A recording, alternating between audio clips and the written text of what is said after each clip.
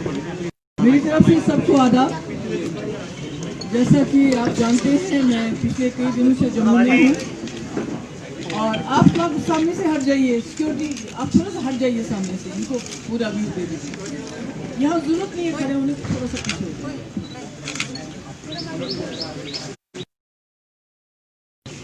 मैं तो जाने वाली थी, आज जाने वाली हूँ आज यहाँ से श्रीनगर, पर मुझे लगा कि जो मैंने पिछले 4 दिन में 5 दिन में जो मैं यहाँ जम्मू के लोगों से मेरी मुलाकात हुई, अपने पार्टी वर्कर्स से मुलाकात हुई, इसके अलावा जो यहाँ के इंडस्ट्रियलिस्ट हैं, यहाँ के ट्रेडर्स हैं, यहाँ की जो बाकी कम्युनिटीज़ हैं, यूथ से बात हुई, एससी से बात हुई, ओबीसी से बात हुई, विमेन से बात हुई, शेड्यूल कास्ट से बात हुई, शेड्यूल ट्राइब से बात हुई।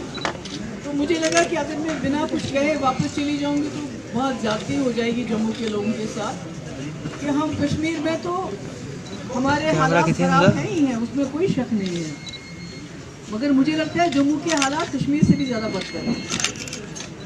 कि जो यहाँ पर कहा गया था कि कश्मीरियों को चाहिए, ये मुसलमानों को चाहिए, इससे उनका कुछ इंटरेस्ट सर्व होता है, ये हमें ख़त्म करना है और इसके बाद यहाँ दूध की नदियाँ बहेंगी, यहाँ कारोबार बढ़ेगा, यहाँ इंडस्ट्री बढ़ेगी, यहाँ लोगों को रोज़गार मिलेगा, यहाँ हर जगह जो है बिजली आएगी, सब कुछ जो है यहाँ दिन में पता नहीं क्या ऊपर से टपकेगा।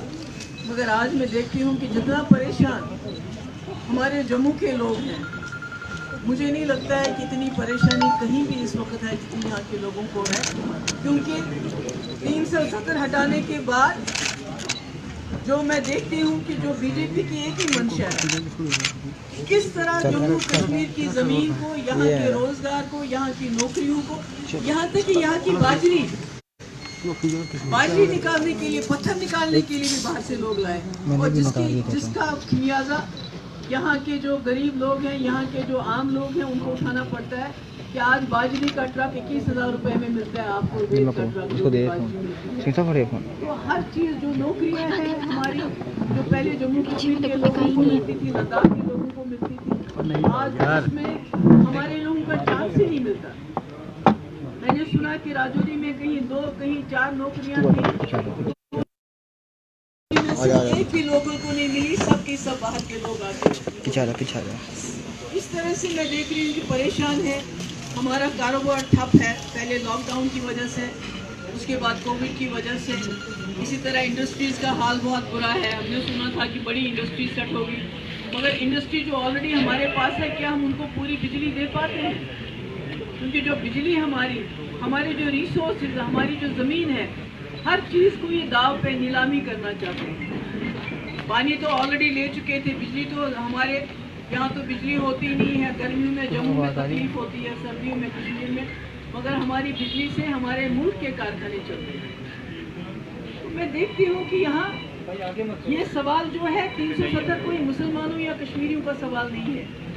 ये महाराजा हरि सिंह ने यहाँ कल्चर को, डोगरा आइडेंटिटी को बचाने के लिए ये 370 का जो है आर्टिकल उन्होंने रखा था। उसके बाद जब हमने मुल्क के साथ इलाहाक किया तो हमने शर्तों पे इलाहाक किया, जिसमें बड़ी शर्त थी कि हमारी एक स्पेशल स्टेटस रहेगा, जिसकी वजह से बाहर का जो आदमी है, हमारी ज़मीन, क्योंकि हमारे पास बहुत कम ज़मीन है, ऑलरेडी जम्मू कश्मीर की ज़मीन बहुत कम है, बाहर से लोग नहीं आएंगे, हमारी नौकरियां हमारे बच्चों के लिए होंगी, क्योंकि हमारे पास यहाँ और वसाइल नहीं है नौकरियों के, हमारे पास प्राइवेटाइजेशन में इतना रोज़गार नहीं मिलता है। मगर मैं देखती हूँ कि यहाँ जो 370 के बाद जो अंधेरा छा गया है, उस अंधेरे ने जम्मू को भी अपनी लपेट में ले लिया है। जैसे मैंने पहले कहा कि हमारे साथ बहुत लोग मिले और सब ने ये शिकायत की कि हमने तो अपनी ज़िंदगी गुजार दी, मगर जो हमारी नई जनरेशन है, जो हमारे बच्चे हैं, जो उनके बच्चे हैं, वो कहाँ जाएंगे? कल को ये ना देखना पड़े कि वो जो डोगरा होता था वो कौन होता था, उसकी ज़मीन कहाँ थी, उसका घर कहाँ था। अभी तक तो जम्मू कश्मीर में हमारे किसी किसान ने खुदकुशी नहीं की होती, क्योंकि ये बार बार कहते थे 370 की वजह से जम्मू कश्मीर पिछड़ा है। अगर हम इंडाइसिस देखें जम्मू कश्मीर के बाकी मुल्क के मुकाबले में, तो मैंने पहले कहा कि हमारे यहाँ कभी भी फार्मर्स खुदकशी नहीं करते हैं, पूरे मुल्क में खुदकशी होती है। पूरे मुल्क के अंदर लोग सड़कों पे सोते हैं, रेलवे स्टेशन पे सोते हैं, बस अड्डों पे सोते हैं, मगर हमारे जम्मू कश्मीर में सबके सर पे छत है। इसका ये मतलब है कि जो 370 जो महाराजा हरी सिंह ने यहाँ मिल के शेख साहब के साथ उस वक्त कंडीशन रखी थी, उसकी वजह से काउच, सुरक्षा काउच मिलता था, यानी एक प्रोटेक्शन थी, जिसको इन्होंने तितर बितर कर दिया। उन्होंने खाली 370 नहीं हटाया, उन्होंने बाबा साहब अम्बेडकर का जो कॉन्स्टिट्यूशन था उसको डेस्ट्रिकेट किया, उसकी धज्जियां उड़ाई थी। क्योंकि महबूबा मुफ्ती जो झंडे की बात करती है, चाहे वो मुल्क का झंडा हो चाहे जम्मू कश्मीर का झंडा हो, वो कोई आसमान से नहीं आया था, वो कोई चीन से नहीं आया था, वो हमें हमारे कॉन्स्टिट्यूशन ने दिया था। और उस झंडे को इन्होंने हमसे छीन लिया, हमारी कॉन्स्टिट्यूशन को हमसे छीन लिया और हमारे हुकूक हमसे छीन लिए। एक गरीब आदमी जाके बाजरी निकालता था, पत्थर निकालता था, कश्मीर में रेत निकालनी होती है तो बाहर वाला कॉन्ट्रैक्ट आता है। आहिस्ता आहिस्ता जो उन्होंने हमसे शिकायत की कि अगर तमाम ज़बानों को इन्होंने यहाँ इंक्लूड किया तो पंजाबी को क्यों छोड़ दिया। ये तो बहुत बातें तो बहुत बड़ी बड़ी करते हैं, उनके साथ ये क्यों इतना, ये इस किस्म पंजाबी ज़बान के साथ ये डिस्क्रिमिनेशन क्यों है।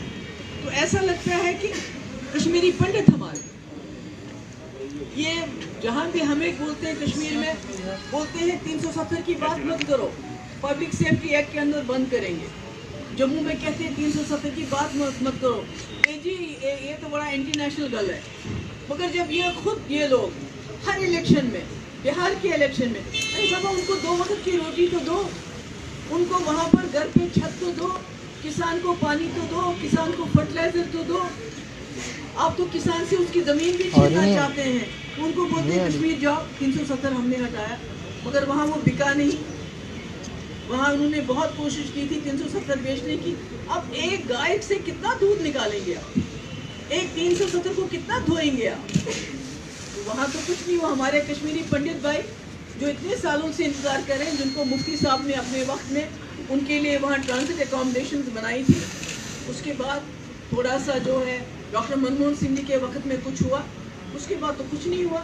ये तो सारी दुनिया को बोलते हैं जाओ, Jammu Kashmir is on sale, go and buy land. What about these Kashmiri Pandits जो यहाँ कैंप्स में इस गर्मी में जो इंतजार कर रहे थे कि बीजेपी की हुकूमत आएगी, बीजेपी को मेजॉरिटी मिलेगी और बीजेपी हमें कश्मीर में बसाएगी। What about that? They are not talking about that. उनकी बात तो नहीं हो रही है कि उनको कैसे बसाएंगे, बल्कि माहौल ख़राब किया जा रहा है कि हम जैसे लोग जो वहाँ लोग रहते हैं उनका रहना भी मुश्किल हो गया है। इतनी मिलिटेंसी बढ़ गई है इनके वक्त में। ये कहते थे मिलिटेंसी खत्म हो गई है, आज एक एक गांव से 10-10, 15-15 लड़के एक साथ चले जाते हैं, क्योंकि आपने जो एक आवाज़ थी तमाम आवाज़ों को बंद कर दिया है।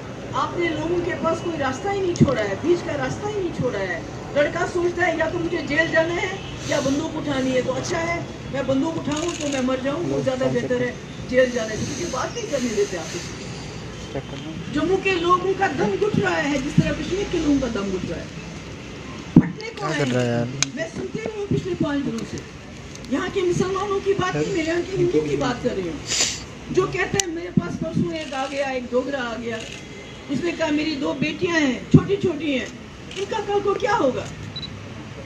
अगर इसी तरह से हमारी ज़मीन, हमारी नौकरियां सेल पे लगा दी जाएंगी तो हम कहाँ जाएंगे। इसलिए मैं आपका यहाँ जो हमारे प्रेस के लोग हैं, मैं उनसे भी इल्तिजा करना चाहती हूँ। अब देखिए अमेरिका को देखिए, ट्रंप इतना पावरफुल, पर मीडिया ने क्या रोल किया।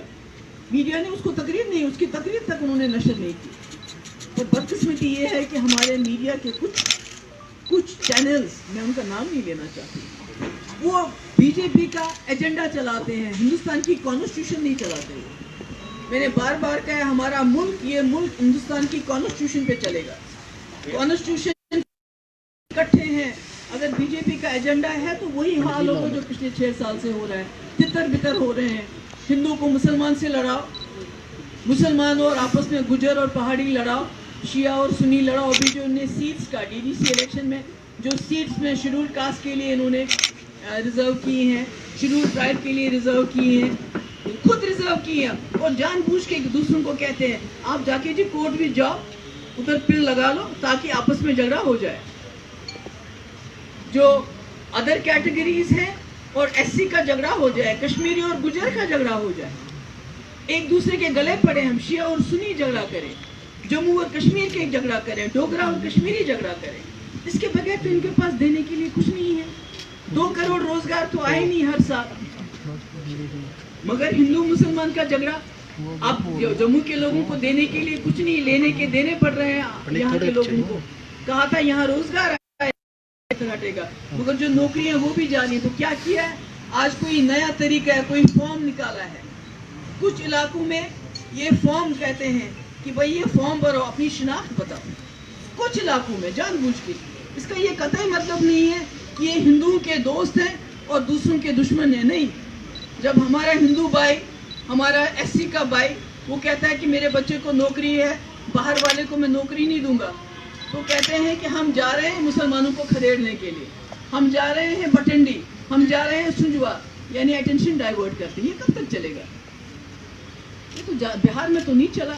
मैं तो I would like to congratulate Tejashwi, इतना छोटा होने के बावजूद बीइंग इन अपोजिशन उसने नैरेटिव सेट किया, रोटी कपड़ा रोजी मकान। और इनकी ये जो 370 जी 35A जी ये जी हटाया, कश्मीर में ज़मीन खरीदो, ये नहीं चला। और मुझे उम्मीद है जब जुल्म बढ़ता है तो आखिरकार मिट जाता है। आज इनका वक्त है, कल हम सब का वक्त आएगा और उसके बाद वही होगा जो ट्रंप के साथ हुआ है। तो मैं आप सबकी शुक्रगुजार हूँ, आप आए, आपने मेरी बात सुनी। यहाँ कैजुअल लेबर्स इतने दिनों से सड़कों पे बैठे हैं, उनका हमने रेगुलराइजेशन के ऑर्डर्स मैंने अपने हाथ से किए थे, 60,000 कैजुअल लेबर्स की, उनको भी कुछ नहीं कर रहे हैं। इसी तरह से यहाँ हमारे बॉर्डर्स पे फायरिंग चालू है। मैंने पहले भी कहा, बार बार कहती हूँ, जो मुफ्ती साहब का विजन है कि बॉर्डर्स पे गोलीबारी नहीं, बॉर्डर्स पे रास्ते खोलो, सियालकोट खोलो, जम्मू श्रीनगर अस्करदू खोलो, ये नौशहरा जंगल, मीरपुर कोटली, ये रास्ते खोलो, यही मुफ्ती साहब का, यही, इसके बगैर कोई हल नहीं होगा इन बात का। आज नहीं तो कल, कब तक ये डंडे से लोगों को दबा के रखेंगे? कब तक ये, मुझे पता है कि यहाँ के हमारे लोग, हमारे डोगरा भाई, वो कहते हैं अगर हम बात करेंगे ये थाली और ताली बजा के हमारे घरों के बाहर जुलूस निकालेंगे कि भाई ये जी देशद्रोही है। तो आज मुझे खुशी है, जम्मू के लोगों को भी पता चल रहा है कि जो 370 था या 35A था, ये हमारी हिफाजत के लिए था, ये हमारी सुरक्षा के लिए था, ये कोई मुसलमान के लिए नहीं था, कोई कश्मीरी के लिए नहीं था। और मुझे खुशी है कि अब हम ये लड़ाई मिल के लड़ेंगे। और मैंने पहले भी कहा, न सिर्फ 370 और 35A, बल्कि जो मुफ्ती साहब का विजन है, जो हम कहते हैं कि ये जम्मू कश्मीर, जो वो कश्मीर हमारा हिस्सा है, इन दोनों को मिलाना है, हमारे रास्ते खोलने हैं। इस जम्मू कश्मीर की जो समस्या है उसका समाधान हमेशा के लिए ढूंढना है, ताकि बॉर्डर्स पे फायरिंग हमेशा के लिए बंद हो जाए, ताकि ये जो चाइना आज हमारे वहाँ से चढ़ाई कर रहा है वो बंद हो जाए और जम्मू कश्मीर हमारे मुल्क और दूसरे मुल्कों के बीच में अमन का पुल बने, दोस्ती का पुल बने। ये रोज़ हमारे बॉर्डर्स पे लोग खजल होते हैं, अपनी ज़मींदारी नहीं कर पाते हैं, कुछ नहीं। पर मैंने सुना अभी तक इस साल का फर्टिलाइज़र भी नहीं मिला है किसानों को। अब उनकी वो जो एक कानून पास किया है किसानों का, किसान उसके खिलाफ हैं। जब हमारे पास अपना 370 होता था तो हम अपना कानून बनाते थे, दिल्ली का हर कानून हम पे लागू नहीं होता था, मगर आज हम उनको वो हिफाजत नहीं दे सकते। आज आएंगे बड़े बड़े कॉरपोरेट हाउसेज आएंगे, जिस तरह बाकी जगह इन्होंने रेलवेज का भी, एयर इंडिया का भी, हर चीज़ को ये बेच रहे हैं। मुल्क को जब तक ये चले जाएंगे, मुल्क की एक एक चीज़ उन्हें बेची होगी। करप्शन की बात करते हैं, यहाँ के लीडर करप्ट हैं। मेरे ख्याल में इन्होंने पुरानी करप्शन का रिकॉर्ड जो है, तमाम रिकॉर्ड बीट कर दिए। जहाँ बीजेपी के पास पाँव धरने की जगह नहीं है, आज उनके दफ्तर देखिए कितनी बड़ी बड़ी बिल्डिंग्स है, कहाँ से आ गए? इनके अकाउंट में इतना पैसा कैसे आ गया पार्टी के नाम? अरे हम तो वो लोग हैं जम्मू कश्मीर के वो लोग हैं जिन्होंने बहुत मुश्किल हालात में जम्मू कश्मीर में, बिलखुसूस वादी कश्मीर में इस मुल्क के झंडे को खड़ा रखा। हमारे हजारों की तादाद में हमारे लोग शहीद किए गए। और ये हमें बताते हैं चड्डी पहन के झंडा अभी तक इन्होंने वहाँ चढ़ाने के लिए तैयार नहीं है। वहाँ पर जहाँ इनका वो मुखिया बैठते हैं, जहाँ वहाँ अभी तक ये झंडा नहीं चढ़ाते हैं, तिरंगा नहीं चढ़ाते। हमें झंडे की सिखाते हैं। मेरे बाप ने तब हिंदुस्तान का झंडा उठाया जब उनको गंदी नाली के कीड़े कहा जाता था, जब उनके खिलाफ सोशल बाइकाट होता था। मगर मैं कहती हूँ हमारा कॉन्स्टिट्यूशन वापस दो, हमारा झंडा वापस दो। खुद इन्होंने हमसे अपने रिश्ता तोड़ दिया, मुल्क से हमारे रियासत का रिश्ता तोड़ दिया कॉन्स्टिट्यूशन को खत्म करके। मैंने कसम खाई, इन्होंने कसम खाई है, बीजेपी वालों ने कसम खाई है जम्मू कश्मीर के आईन की, कि हम कसम खाते हैं। और एट द सेम टाइम पहले जम्मू कश्मीर के आईन की कसम खाई है हमने, उसके बाद हमने कहा we will uphold, we affirm our faith in the constitution of Jammu and Kashmir and will uphold the sovereignty of and integrity of India। यानी पहले हमारे कॉन्स्टिट्यूशन की बात हुई, उसके साथ साथ इस मुल्क की सालमियत की बात हुई, उसकी सॉवरेनिटी की बात हुई। तो ये कैसे कि एक उंगली ये काट देंगे तो दूसरी उंगली को रखेंगे, ऐसा नहीं चलता है। इनको जो रात के अंधेरे में फैसला करके दिन में चुराया है वो इनको सूद के समेत वापस करना पड़ेगा। बहुत बहुत शुक्रिया आपका। एक सवाल है मैडम से 3 क्वेश्चन लेंगे क्योंकि मेरा पहला सवाल है।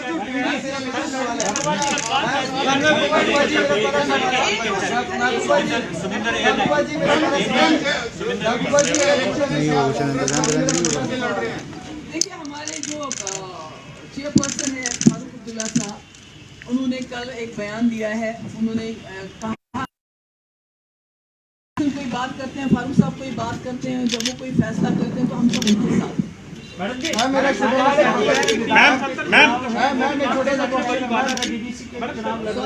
सरकार मैडम डीडीसी के चुनाव किस तरह आप एक ही प्लेटफॉर्म पर लड़ रहे हैं, क्या आने वाले असेंबली इलेक्शन भी ऐसे ही लड़े जाएंगे? देखिए इलेक्शन, मैंने पहले भी कहा, इलेक्शन कोई बड़ी बात नहीं है। जम्मू कश्मीर की समस्या के सामने इलेक्शन आते रहेंगे, जाते रहेंगे। कल को क्या होगा वो अल्लाह ताला बेहतर जानता है, मुझे तो उसके बारे में मालूम नहीं।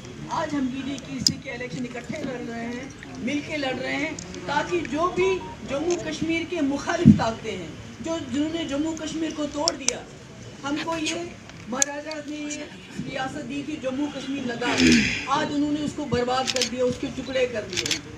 तो ऐसी ताकतें और जो ताकतें इनका साथ दे इनके डिवाइसिव एजेंडे में, उन ताकतों को दूर रखने के लिए हम सब ने हाथ मिलाया। आप कह रहे हैं पाकिस्तान के साथ, आप कह रहे हैं पाकिस्तान के साथ, इंडिया के कॉन्स्टिट्यूशन के फ्लैग के नीचे मेरा सवाल सर, आप कह रहे हैं कि पाकिस्तान के साथ हालात अच्छे होने चाहिए, दूसरी तरफ बॉर्डर पे शेलिंग हो रही है, कश्मीर में यूथ फिर आप कह रहे हैं कि टेररिज्म ज्वाइन कर रहे हैं, कैसे पॉसिबल होगा हाथ मिलाना पाकिस्तान के साथ? रिश्ते बेहतर कैसे होंगे जब तक फायरिंग नहीं रुकेगी? सिविलियन कैजुअलिटीज बहुत हो रही हैं, बहुत हो रही है। मैं वही तो कह रही हूँ कि वाजपेयी जी की किताब से हमें एक पेज लेना चाहिए कि उन्होंने करगिल के होने के बावजूद, पार्लियामेंट पे हमला होने के बावजूद पाकिस्तान के साथ दोस्ती की, मिलिटेंसी कम हुई, फायरिंग बंद हो गई बॉर्डर्स पे। हमें उसी किताब में से एक पेज निकाल के वही अपनाना चाहिए, बातचीत करनी चाहिए, वहाँ भी बातचीत करनी चाहिए, यहाँ भी बातचीत। जब हम चाइना के साथ, हमारा 8वां राउंड बातचीत का हो गया, 8 राउंड उनको, जिन्होंने हमारे 20 जवानों को शहीद किया, और हमने उंगली तक नहीं उठाई उनके खिलाफ। उनके साथ बात कर रहे हैं, उनसे तरले कर रहे हैं कि आप 1 इंच जमीन हमें वापस दे दो, पर वो वापस नहीं दे रहे हैं। 100 किलोमीटर जमीन उन्होंने हमारी स्क्वायर किलोमीटर जमीन ले ली। तो ये दोहरा मापदंड क्यों? उनके साथ एक मापदंड, यहाँ से दूसरा मापदंड। मैं समझती हूँ कि वाजपेयी जी की पॉलिसी है, इनको याद करना चाहिए, वो इनके गुरु थे, इनके लीडर थे, उस पर अमल करना चाहिए। महबूबा जी, महबूबा जी, महबूबा जी, महबूबा जी,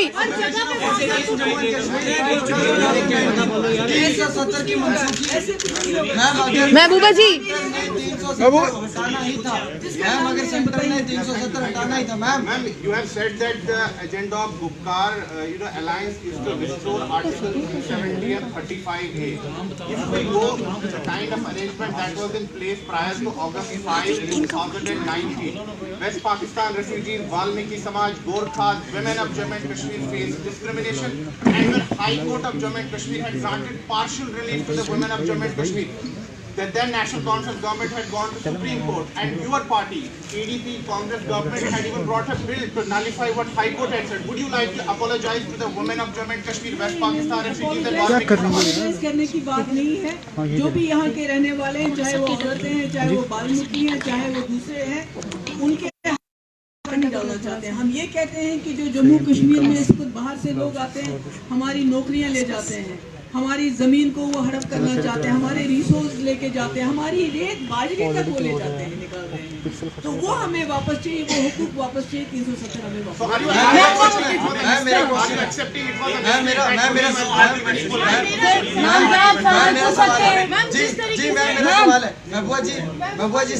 आप लोगों से एक बात कहना चाहती हूँ, 1 मिनट। अभी नागालैंड वालों ने क्या कहा हम इस मुल्क के आईन को भी नहीं मानते, झंडे को भी नहीं मानते। तो ये निकर वाले ये क्यों नहीं निकले उनके खिलाफ ताली और थाली बजाने के लिए? क्यों नहीं जुलूस निकालते हैं उस वक्त जब मैंने कहा कि हम दोनों झंडे एक साथ उठाएंगे? जुलूस निकालो, पुतले जलाओ।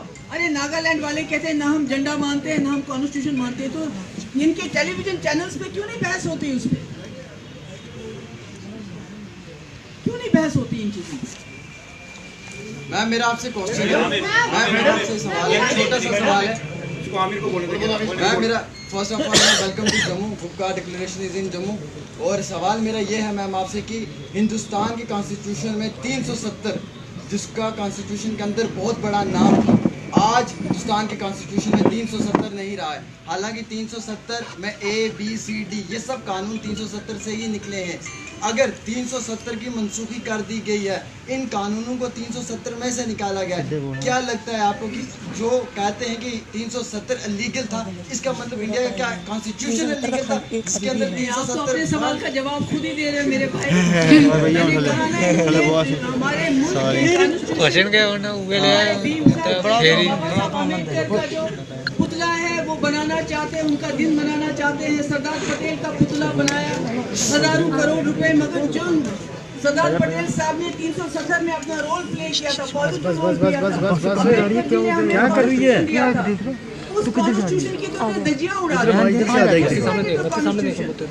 Parliament is not about constitution, constitution is about parliament.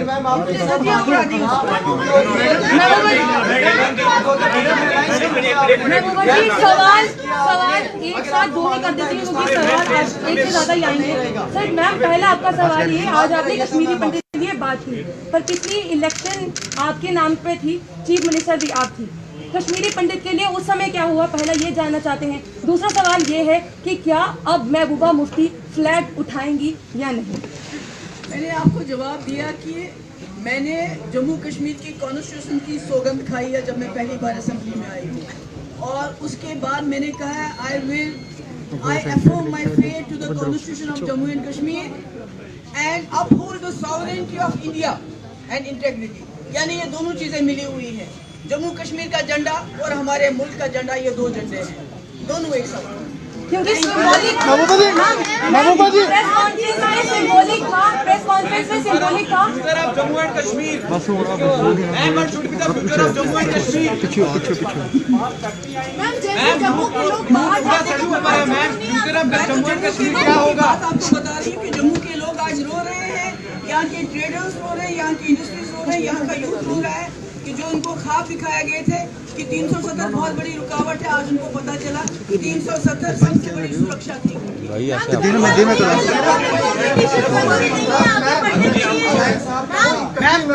मेरा क्वेश्चन है,